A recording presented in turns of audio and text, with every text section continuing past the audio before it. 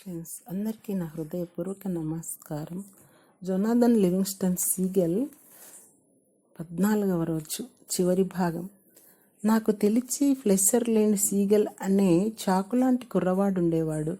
తనను గుంపులోంచి బహిష్కరించినప్పుడు వారితో పోట్లాటకు సిద్ధపడి నరకప్రాయమైన ఒంటరి జీవితాన్ని జీవించేందుకు సుదూరమైన కన్మల్లేకపోయాడు. కానీ ఇప్పుడు ఆ కుర్రవాడు తన స్వర్గాన్ని తానే సృష్టించుకొని మిగతా వారందరికీ మార్గదర్శి అయ్యాడు.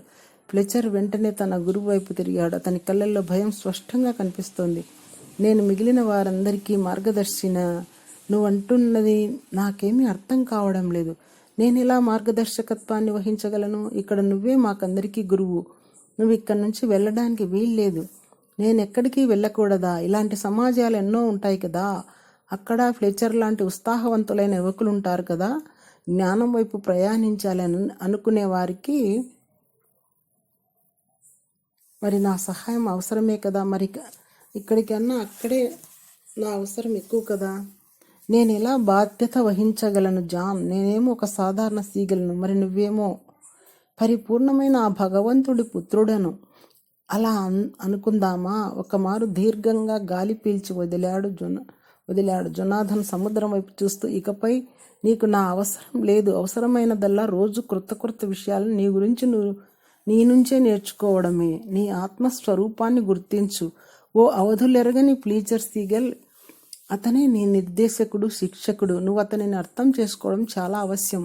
అంతేకాదు, అతనిని అనుసరించు.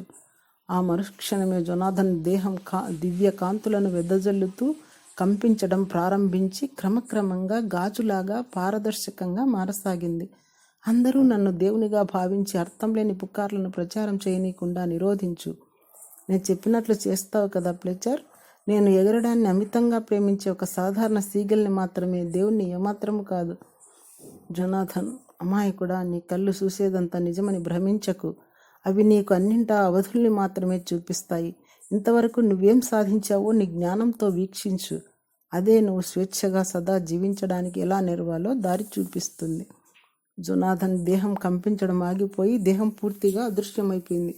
కొంతసేపటికి తర్వాత ఫ్లెచర్ సీగల్ భారంగా శరీరాన్ని గాలిలోకి లేపి మొట్టమొదటి పాఠాలను నేర్చుకోవటానికి ఉత్సాహంగా ఎదురుచూస్తున్న సరికొత్త సీగల్ విద్యార్థులను ఎదుక్కోసాగాడు.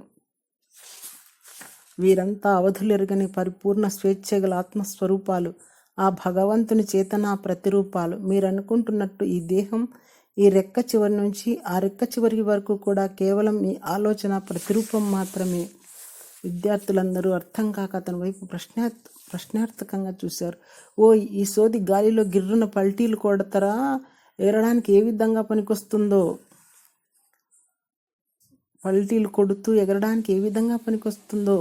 ఏ విధంగా అంటే ఫ్లెచర్ నిట్టూర్చాడు. వారి వైపు కాస్త కటువుగా చూస్తూ మళ్ళీ మొదలుపెట్టాడు. మనం వెంటనే సమాంతరంగా ఎగరటాన్ని నేర్చుకుందాం పదండి అని బయలుదేరాడు. జొనాథన్ దైవాంశ సంభూతుడు కాడని, నిరంతర సాధనతో ఆ స్థితిని ఎరిగాడని, అతను తనకంటే ప్రత్యేకమైన వ్యక్తి కాడని ఇప్పుడు ఫ్లెచర్ మనసారా నమ్ముతున్నాడు. నేర్చుకోవడానికి అవధులు, హద్దులు ఉండవంటావా జొనాథన్? బాగుంది. అలా అయితే నేను త్వరలో నీ ముందు హఠాత్తుగా ప్రత్యక్షమై 1-2 కొత్త పాఠాలు నీకు నేర్పుతా. ఆ రోజు ఇంకెంతో దూరం లేదు అనుకున్నాడు ఫ్లెచర్ తన విద్యార్థులను సాలోచనగా కాస్త దీర్ఘంగా చూస్తుండగా ఉన్నట్లుండి అతనికి ఓ మెరుపు మెరిసింది. ఓ క్షణం పాటు తన దివ్య నేత్రంతో వారందరి దివ్యత్వాన్ని దర్శించాడు. ఆ క్షణం పాటు వీక్షించిన ఆ దివ్య దృశ్యం అతనికి ఎనలేని తృప్తిని కలిగించింది. వారంటే అతనికి ఇప్పుడు వల్ల మాలిన ప్రేమ. అవధులే లేవా జొనాథన్? తిరిగి మనస్సులో అనుకుంటూ ఓ చిరునవ్వు నవ్వుకున్నాడు. నేర్చుకోవడంలో కొత్త పుంతలు తొక్కడం అతనికి మళ్ళీ మొదలైంది. సమాప్తం. Thank you.